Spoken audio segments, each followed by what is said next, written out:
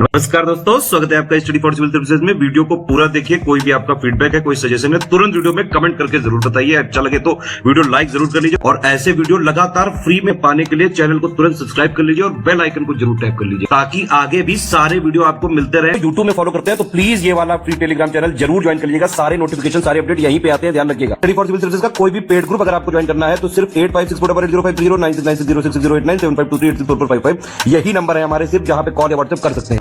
Instagram पे हमारा page जरूर फॉलो कर लीजिएगा, studyforcivil.services है। ट्विटर पे हमको जरूर फॉलो कर लीजिएगा, @studyforcivils है। सारे क्वेश्चन अटेम्प्ट करिए और स्कोर अपना तुरंत कमेंट करके बताइए। दोस्तों नमस्कार, स्टडी फॉर सिविल सर्विसेज में आप सभी का स्वागत है। UP PCS RO ARO re examination है ना, इसके लिए हम लोग पेड क्विज देख रहे हैं। कई सारे वीडियोस ऑलरेडी हो चुके हैं, आप उसको फॉलो कीजिए अगर आपने नहीं देखे हैं। लास्ट ईयर जो आपका एग्जाम हुआ था 11 फरवरी को, उसमें भी आप देखिए जिस हिसाब से पैटर्न आया था। तो हमारी जो पेड क्विज है, टेस्ट सीरीज जो हमने कंडक्ट करी हैं या अभी भी जो हमारे ग्रुप चल रहे हैं, या आपको याद होगा कि हमने लास्ट ईयर उत्तर प्रदेश के कुछ शहरों में और दिल्ली में टेस्ट सीरीज आयोजित करवाई थी, है ना, मॉक टेस्ट कह सकते हैं, जिसमें जिस पैटर्न को हमने फॉलो किया था लगभग उसी पैटर्न पे एग्जामिनेशन हुआ था। तो आप लोग समझ सकते हैं कि कितनी प्रासंगिकता है इन क्वेश्चंस की। ठीक है, तो फॉलो कीजिएगा। हम स्टार्ट करते हैं आज का वीडियो आज के फर्स्ट क्वेश्चन के साथ। फर्स्ट क्वेश्चन हमसे पूछा गया है, कुछ ऑप्शंस हैं और उसके संबंध में गलत युग्म। ठीक है, ये बेसिकली कुछ प्रथाएं हैं जो अलग अलग क्षेत्रों में भारत के प्रचलित रहीं। जैसे 12 बलूट सिस्टम जो महाराष्ट्र का लिखा है, तो ये एक प्रकार का सर्वेंट कम कास्ट सिस्टम कह सकते हैं जो महाराष्ट्र रीजन में कॉलोनियल पीरियड में प्रैक्टिस किया जाता था। जजमानी सिस्टम जो मोस्टली नॉर्थ इंडिया में प्रैक्टिस होता था। अभी भी जैसे आपको अगर गाँव से संबंधित होंगे तो उत्तर प्रदेश में ये टर्म सुनने को मिलता है कि जैसे कोई भी अनुष्ठान कराने के लिए किसी पंडित को, है ना, जो घर का मुखिया कह सकते हैं, उनको कह सकते हैं बुलाता है पंडित को, तो उसी व्यक्ति को जजमान के टर्म में रेफर करते हैं। ठीक है, मिरासी सिस्टम तमिलनाडु में प्रैक्टिस किया जाता था जो कि एक काइंड ऑफ लैंड से संबंधित सिस्टम होता था। तो इसमें गलत कुछ भी नहीं है। इसके अलावा एक क्वेश्चन और पूछा गया है यूपी पीसीएस में इसी तरीके के सिस्टम का, अदादे, है ना, सिस्टम। ठीक, तो ये कर्नाटका में मेनली प्रैक्टिस होता था। ये भी जो है क्रियाकर्म से ही संबंधित था। ठीक, तो डी ऑप्शन। निम्नलिखित में से किसने निकास के सिद्धांत का प्रतिपादन किया था? थियरी ऑफ एग्जॉस्ट या जो ड्रेन ऑफ वेल्थ थियरी पढ़ते हैं कि ब्रिटिश जो इंडिया के रिसोर्सेज थे उसको एक तरीके से ब्रिटेन में डायरेक्टली या इनडायरेक्टली तरीके से जो पहुंचा रहे थे, तो इसका सबसे पहले प्रतिपादन और बताया गया था किसके द्वारा? ये दादा भाई नौरोजी के द्वारा। ठीक, इसमें से किस भाषा के समाचार पत्र केसरी के संपादक बाल गंगाधर तिलक थे? ठीक है, तो ये जो है हमारा मराठी लैंग्वेज का पेपर था केसरी। इसकी स्थापना की थी तिलक जी ने 1881 में। नेक्स्ट है, सरकार के द्वारा व्यय में कमी के कारण निजी निवेश व्यय में संकुचन को क्या कहते हैं? देखिए होता क्या है, जैसे गवर्नमेंट मार्केट में मान लीजिए, है ना, एक्सेस करेंसी है ना, या फंड्स हैं, तो उसको क्या करती है, ट्रेजरी बिल्स वगैरह इशू करके बोरो करती है, मनी कह सकते हैं, है ना। तो ऐसी स्थिति में क्या होता है कि जब गवर्नमेंट ने एक तरीके से पैसा इस तरीके से बोरो किया, है ना, ट्रेजरीज वगैरह सेल करके, तो उसमें क्या होता है कि इंटरेस्ट रेट्स वगैरह बढ़ जाते हैं। ठीक है, तो उस वजह से जो प्राइवेट इन्वेस्टमेंट होता है ना, उसमें कमी आती है। ठीक, तो इस कॉन्सेप्ट को थोड़ा डिटेल में पढ़ेंगे तो इसी पूरी स्थिति को क्या बोलते हैं? Crowding out effect. ठीक, निम्नलिखित में से असम का नृजातीय समुदाय कौन सा है? एथनिक कम्युनिटी जो है ये है असम की अहोम, ऑप्शन सी। इनमें से अच्छा क्वेश्चन ये बताइए कि कौन सी जनजाति हमारी जो है वो उत्तर प्रदेश में पाई जाती है इन सभी बचे हुए ऑप्शंस में से? स्टीवर्ट द्वीप, बे ऑफ प्लेंटी और हॉक्स बे, है ना, ये सभी जो कोस्टल रीजन से संबंधित स्थान कहाँ स्थित है? तो ये मैप पे लोकेट करेंगे, न्यूजीलैंड। इन विकल्पों में से कौन सा युग्म सही नहीं है? इंपॉर्टेंट डेज कब आयोजित किए जाते हैं, है ना, तो ऊपर के 3 देखिए हमारे ये ठीक है। पृथ्वी दिवस ये होता है 22 अप्रैल को ना। नेक्स्ट है, सामान्य कीमत स्तर में क्रमिक गिरावट को क्या कहते हैं हम? Gradual fall in general price level किसी इकोनॉमी में। तो जैसे मान लीजिए किसी वस्तु की कीमत है 110 रुपये, धीरे धीरे वो कम होकर के 100 रुपये तक आ रही। ठीक, तो ग्रेजुअल डिक्रीज हो रहा है ना, तो ये होती है डिफ्लेशन की स्थिति। और वहीं 110 से अगर वो पैसा बढ़ने लगे तो वो इन्फ्लेशन की स्थिति होती है। नेक्स्ट है, निम्नलिखित में से मणिपुर में बराक नदी की सहायक नदी कौन सी है? तो देखिए बराक रिवर की जो ट्रिब्यूटरीज हैं, है ना, वो इसमें से है ढलेश्वरी, है ना। इसके अलावा जैसे ये एक है रिवर इसकी सिंगला, मतलब थोड़ा ये देख लीजिएगा मैप पे भी चाहे तो, है ना। सिरी, मधुरा, ये सब इसकी ही ट्रिब्यूटरीज हैं। सुबनसिरी, धनसिरी, मानस, ये सब किसकी ट्रिब्यूटरीज हैं? तो ब्रह्मपुत्रा की। इन विकल्पों में से वर्ष 2023 में भौतिक विज्ञान में नोबेल पुरस्कार का प्राप्तकर्ता कौन है? तो इसमें से कोई नहीं है, ऑप्शन डी। ठीक है, 2023 में देखिए जिन लोगों को मिला था वो पियरे अगोस्टिनी, फिरनायक क्रूसाज करके नाम था, और एनी ह्यूलियर, ये 3 लोग थे। 2023 में मिला था।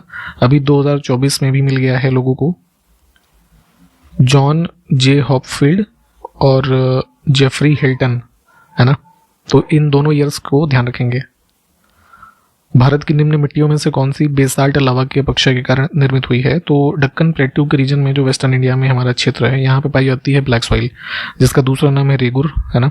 और यही इस रीजन में जो लावा का अपक्षय हुआ है ना, बेसाल्टिक लावा, उससे इस मिट्टी का निर्माण हुआ है। और किस चीज़ की कृषि के लिए काफ़ी फेमस है? तो कॉटन। ठीक, तो ये सारी चीज़ें ध्यान रखेंगे। एक वर्ष के दौरान वायु की दिशा में ऋतु के अनुसार परिवर्तन को क्या कहते हैं? तो जैसे अभी सर्दियों का मौसम चल रहा था, अब क्या आएगा? गर्मी आएंगी। ठीक है, तो यही जो सीजनल वेरिएशन आता है ना, ये होता है क्या? हमारा मानसून। ठीक, ऑप्शन फर्स्ट।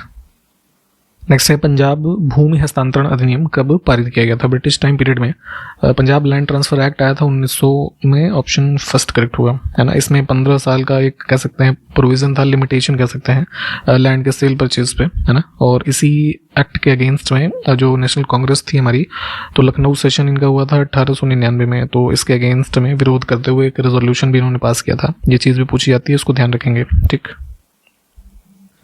ब्रिटिश भारत में सैन्य बल पर केंद्रीय राजस्व का लगभग कितना प्रतिशत व्यय होता था? देखिए एब्सोल्यूट डेटा नहीं है ये, है ना, बट कुछ कुछ सोर्सेज में माना जाता है कि 40% के आसपास एक्सपेंडिचर होता था, है ना। Option first.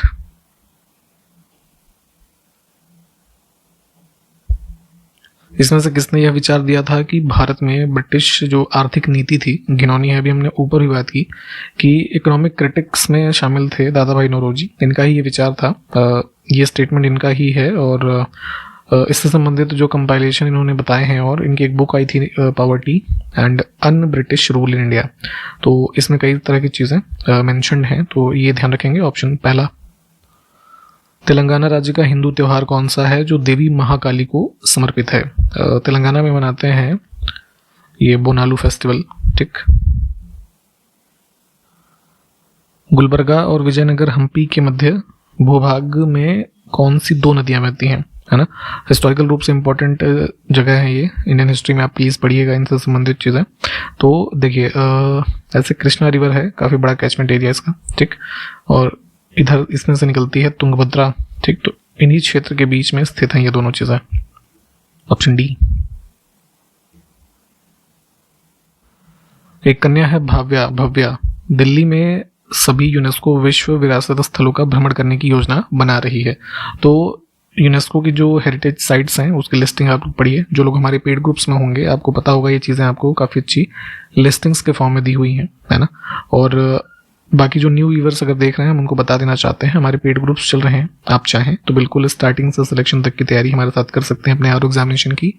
उसके लिए पेड ग्रुप्स चल रहे हैं, है ना, प्रीलिम्स के, मेंस के भी। ठीक है, या फिर आपके जो ऐसे वाले ग्रुप हैं, ठीक है, क्योंकि हिंदी में ऐसे लिखना है तो उसकी प्रैक्टिस भी बहुत ज़रूरी है। पेड क्विज या टेस्ट सीरीज, ठीक है, डाउट एंड डिस्कशंस आपके जितने भी हैं, तो इन सब के लिए आप हमारे साथ जुड़ सकते हैं। इसी वीडियो के डिस्क्रिप्शन बॉक्स में आप खोलेंगे 3 मोबाइल नंबर मिलेंगे, या फिर वीडियो का जो इंट्रोडक्शन वाला पार्ट है वहाँ पे भी 3 मोबाइल नंबर है, उस पर कॉल व्हाट्सएप के जरिए आप बहुत ही नॉमिनल फी में एडमिशन ले सकते हैं। अभी आपके एग्जामिनेशन री एग्जामिनेशन के लिए जो आयोग ने एक कमेटी बनाई थी, तो अपनी रिपोर्ट वो सबमिट करने वाले हैं कुछ दिनों में, तो आपका एग्जामिनेशन उसके बाद ही होगा। तो अभी भी आपके पास समय है, आप तैयारी बिल्कुल कर सकते हैं हमारे इन ग्रुप्स में जुड़ करके और इनका लाभ ले सकते हैं। ठीक, अब हम बात करें इसमें जैसे यूनेस्को के हेरिटेज साइट्स जो वो पूछा गया है क्वेश्चन में, तो लाल किला, कुतुब मीनार और हुमायूं का मकबरा, ये तीनों चीज़ें हैं। आर्थिक तौर पर 19वीं शताब्दी में भारत पर अंग्रेजी शासन का एक परिणाम इसमें से क्या था? तो ब्रिटिश रूल का 19th सेंचुरी में हम देखेंगे तो देखिए, हस्तशिल्प के निर्यात में वृद्धि नहीं हुई, कमी हो गई, है ना। कारखानों की संख्या भारतीयों के स्वामित्व वाली नहीं बल्कि ब्रिटिशर्स के स्वामित्व वाली संख्या बढ़ी। कृषि का वाणिज्यीकरण हुआ, नो डाउट, है ना, ऑप्शन सी। रॉ मटेरियल यहाँ से ये लोग कॉमर्शियलाइज करके ब्रिटेन बेचते थे और फिनिश्ड गुड्स जो थे वो आते थे फिर इंडिया में, है ना।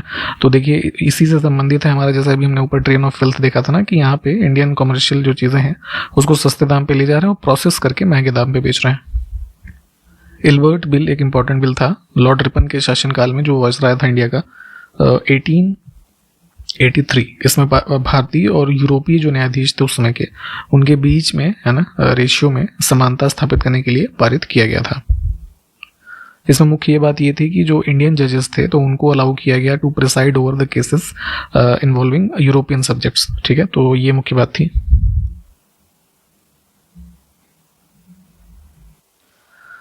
भक्ति के विभिन्न रूपों को दर्शाने वाले निम्नलिखित युग्मों में से कौन सा युग्म सुमेलित नहीं है? प्लीज बहुत ध्यान से देखा करिए, आपसे सही है या सही नहीं है पूछा गया।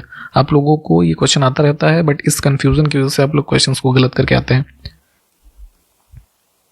अलग अलग क्षेत्रों में जो ये भक्ति के रूप हैं, तो अलवार जो संत हुए, है ना, साउदर्न इंडिया में मेनली, तो वो जो है डिवोशन या भक्ति में बिलीव करते थे लॉर्ड विष्णु के, ना कि शक्ति के, ठीक।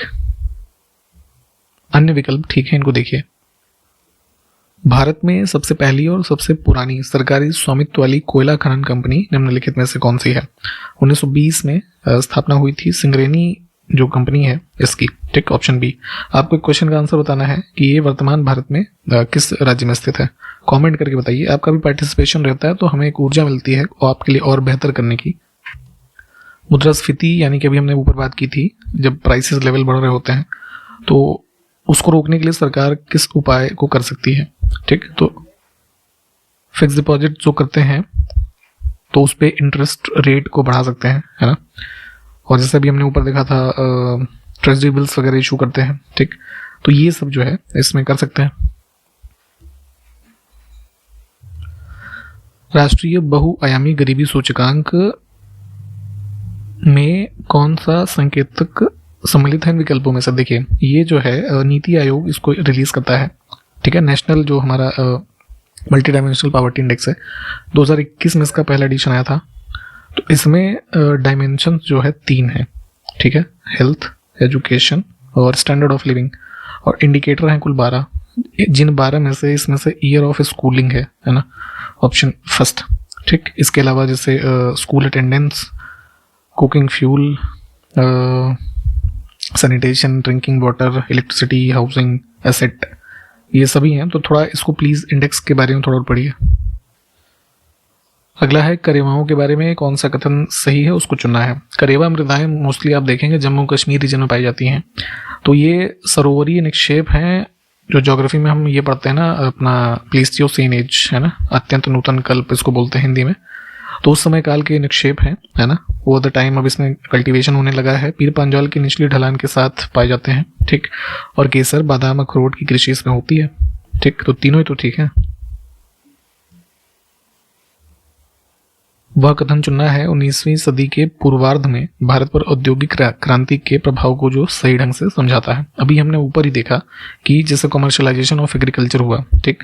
तो उसी का ये क्रम है कि इस दौरान क्या हुआ, जो इंडियन हमारे ये थे ना हैंडीक्राफ्ट इंडस्ट्रीज, उसको नष्ट किया गया क्योंकि मशीनाइजेशन हो गया उसका, है ना, और मशीनों का प्रवेश हुआ, बिल्कुल ठीक बात है ना। और देश के अनेक भागों में रेलवे लाइनें भी बिछाई गई। तो प्रमुख अगर हम पूछें औद्योगिक क्रांति का प्रभाव भारत पे क्या पड़ा, तो जो भारत के ये हैंडीक्राफ्ट इंडस्ट्रीज थी ये नष्ट हुई और ब्रिटिशर्स ने कॉमर्शलाइज किया उसको, रेलवे लाइनों को बिछा करके, जिससे कम्युनिकेशन आसान हुआ, है ना, मशीनें स्थापित की गई, फैक्ट्रीज लगाई गई। तो ये सब ब्रिटिशर्स को फायदा दिया इन्होंने चीजों ने। भारत की निम्नलिखित में से किस उच्च भूमि पर आपको शोला नामक शीतोष्ण वन मिल सकते हैं? शोला फॉरेस्ट हमारे पाए जाते हैं हाई अल्टीट्यूड रीजन, वेस्टर्न घाट के, जो नीलगिरी, अन्नामलाई और पालनी हिल्स हैं, ठीक। किसके उपापचय से यूरिया उत्पन्न होते हैं? ये ह्यूमन बॉडी के रेफरेंस में बात हो रही है। तो मेटाबॉलिज्म होता है प्रोटीन का हमारे लिवर में, वो प्रोड्यूस करता है यूरिया, जो हमारा क्या है, नाइट्रोजनस वेस्ट है, जो यूरिन के माध्यम से एक्सक्रीट हो जाता है बॉडी से। किसी विद्युत परिपथ जो होता है ना, उसमें विद्युत धारा मापने के लिए जो हम डिवाइस यूज करते हैं वो होता है एमीटर। थोड़ा इसको फोटो देख लीजिएगा सर्च करके। 19वीं शताब्दी के पूर्वार्ध में अफगानिस्तान के प्रति ब्रिटिश नीति किस पर लक्षित थी? तो जो अनडिवाइडेड इंडिया, तो उस समय अफगानिस्तान के रीजन पे भी ब्रिटिशर्स का एक तरीके से कब्जा करने का प्रयास हमेशा से रहा। तो इधर क्या था कि रशियन इन्फ्लुएंस बहुत था रशिया का, है ना। तो इसको एक तरीके से बफर जोन ये डेवलप करना चाहते थे पूरे अफगानिस्तान की जो वर्तमान टेरिटरी है ना। तो वही देखिए बी ऑप्शन में हमें मिल रहा है कि इनकी नीति जो अफगानिस्तान के लिए थी वो ये थी कि अफगानिस्तान में रूसी प्रवेश प्रभाव को कम करना और इसको सशक्त, है ना, टेरिटरी के रूप में बढ़ावा ना भी देना। ठीक है, ऑप्शन बी।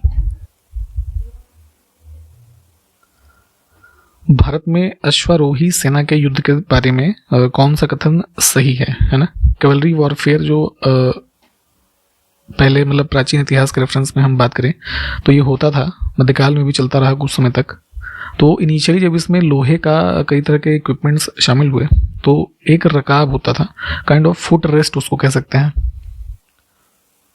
तो जब इसका इस्तेमाल होने लगा तो दोनों तरफ पैरों को सपोर्ट मिला। ठीक है, मतलब इसको सर्च करके देखिएगा तो इजीली घोड़े पे बैठे हुए वो बैठना उसको संभव होना है प्रॉपर। और जो ये मतलब अस्त्र वगैरह होते थे इनके, उसको यूज करके बिना झटके वगैरह लगे ये बैठे बैठे ही आक्रमण भी कर सकते थे। तो इस तरह के क्वेश्चंस भी पूछे जाते हैं, तो इसलिए पढ़ना जरूरी है। दोनों कथन हमारे यहाँ पे ठीक है। इसको एक बार सर्च करके विजुलाइज कीजिए तो और अच्छे से समझ में आ जाएगा ये।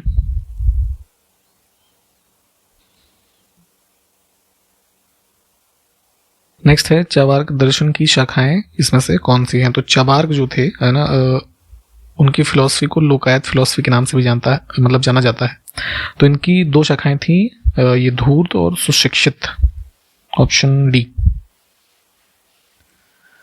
निम्नलिखित में से किस हड़प्पा नगर के नगर दुर्ग और निचले शहरी क्षेत्रों में कई बड़े कुंड और जलाशय मिले हैं? कई सारे स्थलों से इंडस वैली सिविलाइजेशन के स्थल जो हमें हैं उससे इंपॉर्टेंट इनिशिएटिव्स या कह सकते हैं चीज़ें मिली हैं, है ना। तो जिसमें जो धोलावीरा, ये वर्तमान जो गुजरात का क्षेत्र है यहाँ पे स्थित था, तो यहाँ से संबंधित है ये बड़े कुंड और जलाशय।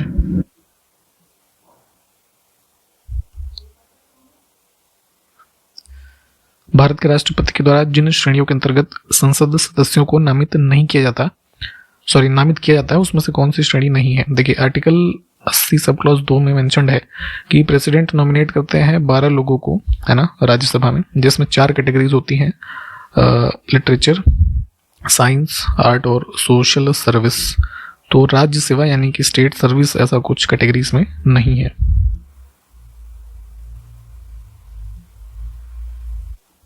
भारत अब भी युवा राष्ट्र कहा जाता है क्योंकि भारत की जनसंख्या की माध्यिक आयु, जिसको मीडियन एज कहा जाता है, वो कितने वर्ष से कितने वर्ष के बीच में है। ठीक है, तो एक जो हमारी कह सकते हैं मीडियन एज अप्रॉक्स मानी जाती है 28 ईयर्स। ठीक, तो ये है 25 से 30 वर्ष। देखिए जितनी भी चीज़ें हम ये देख रहे हैं ना, साथ साथ इसके जो कॉन्सेप्ट हैं इसको रिवाइज करते चलिए, तभी आपको ये लंबे समय तक याद रहेगा।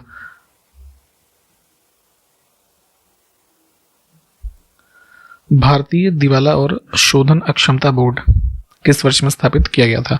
तो जो इंसॉल्वेंसी वगैरह के केसेस हैं उसको एक तरीके से रिजॉल्व इजीली और त्वरित तरीके से करने के लिए भारत सरकार ने एक ये बनाया था, इंसॉल्वेंसी एंड बैंक्रप्सी कोड 2016 में। तो उसी के माध्यम से ये बोर्ड भी स्थापित हुआ है। 19वीं शताब्दी के मध्य में भारतीय राष्ट्रवाद भ्रूणावस्था में थी, इस तथ्य को मानने वाले इतिहासकार कौन थे? तो ये स्टेटमेंट्स काफ़ी इंपॉर्टेंट होते हैं, किसने क्या कहा। तो मतलब कह सकते हैं बिल्कुल जन्म ले रही थी, फॉर्म हो रही थी भारतीय जो नेशनलिज्म है 19th सेंचुरी के मिड में। तो आर.सी. मजूमदार और एस.एन. सेन इकोनॉमिस्ट थे ये लोग।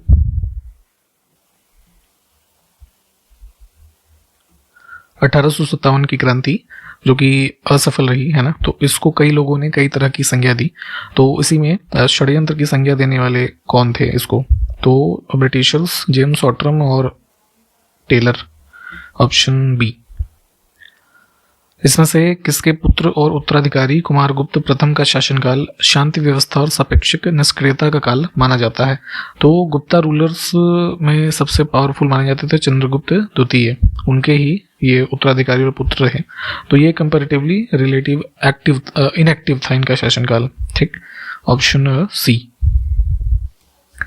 इसमें से किसने लिखा था? इस निर्णय से इनकार करना कठिन है कि तथाकथित 1857 का प्रथम राष्ट्रीय स्वतंत्रता संग्राम न तो प्रथम था, न राष्ट्रीय था और न ही स्वतंत्रता संग्राम था। देखिए, ये क्रांति स्टार्ट हुई है ना 1857 की, लेकिन अलग अलग क्षेत्रों में लोग अलग अलग इसको लीड कर रहे थे, बट कोई सेंट्रलाइज स्ट्रेटजी न होने के कारण ये फेल हो गया। और इसी के संबंध में ये कथन भी दिया गया जो आर.सी. मजूमदार का है। नेक्स्ट है 8वीं से 14वीं शताब्दी के मध्य संस्कृत ग्रंथ और अभिलेखों में मुसलमानों को द्योतित यानी कि डिनोट करने के लिए कौन से पद का प्रयोग किया जाता था? तुरुष्क, ताजिक और पारशिक, है ना। ये कहते थे कर्दमक जो है ये एक डायनेस्टी थी, है ना, मध्यकाल की।